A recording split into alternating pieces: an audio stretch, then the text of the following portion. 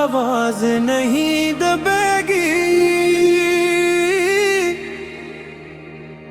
ये सवाल गूंजता है आज भी। क्यों हुआ ये सब, क्यों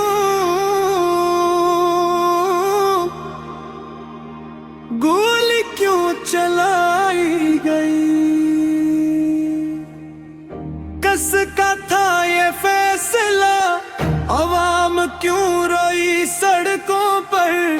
किसने छीना हर हौसला, सच बोलने वालों की आवाज क्यों दबाई जाती है यहाँ?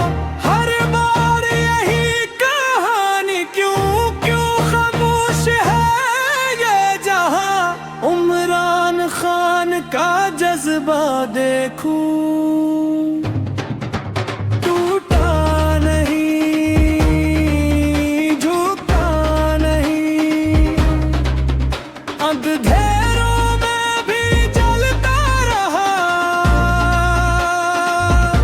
वो सच से कभी हटा नहीं।